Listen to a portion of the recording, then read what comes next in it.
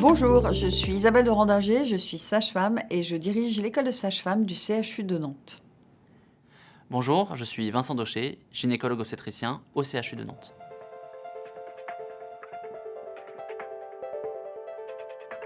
Le 12 avril 2022, la Haute Autorité de Santé a publié de nouvelles recommandations pour vacciner les femmes enceintes contre la coqueluche. L'objectif est de protéger le nouveau-né chez qui cette maladie est particulièrement dangereuse. Cette infection des voies respiratoires est très contagieuse. La coqueluche se manifeste par des quintes de toux répétés pendant plusieurs semaines, épuisant progressivement l'enfant.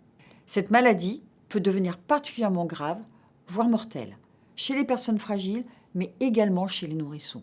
Plus de 90% des décès par coqueluche surviennent ainsi chez les nouveau-nés et les enfants de moins de 6 mois. Entre 2013 et 2021 en France, 993 cas de coqueluche ont nécessité une hospitalisation chez les enfants de moins de 1 an. La stratégie dite du cocooning, mise en place en France dès 2004, consiste à vacciner l'entourage proche des nourrissons. Elle n'est malheureusement pas suffisante pour protéger les jeunes enfants.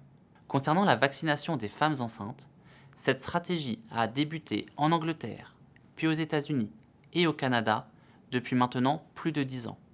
Nous avons donc un recul important. Alors, que pensent les femmes de cette vaccination ? Dans l'étude Prévacoc menée sur 1208 femmes en Loire-Atlantique, 77% des femmes étaient motivées pour être vaccinées pendant la grossesse.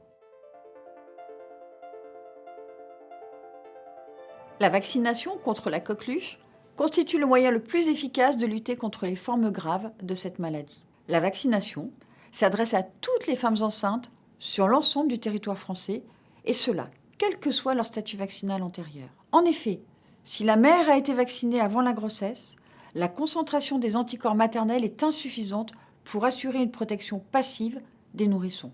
Elle doit être idéalement effectuée à partir du 2e trimestre de chaque grossesse, de préférence entre 20 et 36 semaines d'aménorrhée. La femme enceinte fabrique ainsi des anticorps et son nouveau-né sera alors protégé grâce au passage transplacentaire des anticorps anticoquelucheux de sa mère. Cette vaccination peut se faire avec les vaccins non vivants tétravalents disponibles à ce jour en France.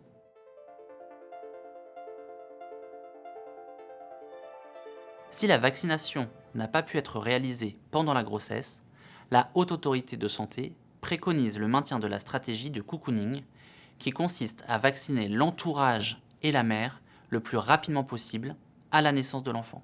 Il est alors nécessaire de vacciner la mère en postpartum immédiat, avant la sortie de la maternité, et ce, même si elle allaite.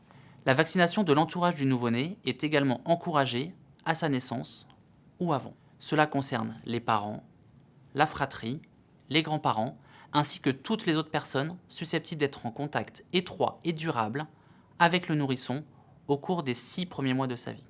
Cette stratégie de cocooning reste aujourd'hui insuffisante, puisque moins de la moitié des couples est aujourd'hui vacciné. Comme le rappelle le GRIG, le groupe de recherche sur les infections pendant la grossesse, il est donc nécessaire que les nouveau-nés soient protégés grâce à la vaccination de leur mère pendant la grossesse. Les données en vie réelle recueillies depuis plus de 10 ans à l'étranger montrent une excellente efficacité de la vaccination de la femme enceinte. L'Organisation mondiale de la santé, l'OMS, la définit d'ailleurs comme la meilleure stratégie. Cette vaccination diminue les hospitalisations chez les nourrissons de moins de 2 mois. Elle réduit également la mortalité par coqueluche des nourrissons de moins de 3 mois de plus de 95%.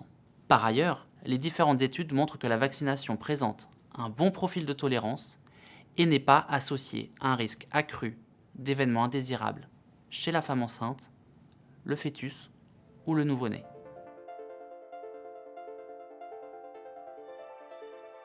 La Haute Autorité de Santé souhaite que les professionnels de santé soient formés tant sur les aspects techniques que sur la communication et l'information à apporter aux femmes. Il est donc recommandé qu'une première information sur la vaccination soit donnée aux parents dès le début du suivi de la grossesse et même idéalement lors des visites préconceptionnelles. Alors moi, Vincent, en tant que médecin, je m'engage pour la vaccination et j'invite tous les professionnels de santé à jouer ce rôle essentiel en matière de vaccination. Moi, Isabelle, en tant que sage-femme, je m'engage pour la vaccination. Et j'invite tous les professionnels de santé à jouer ce rôle essentiel en matière de sensibilisation. La Haute Autorité de Santé nous encourage à nous engager pleinement dans le programme de vaccination contre la coqueluche pendant la grossesse. Cette stratégie est plus simple dans sa réalisation.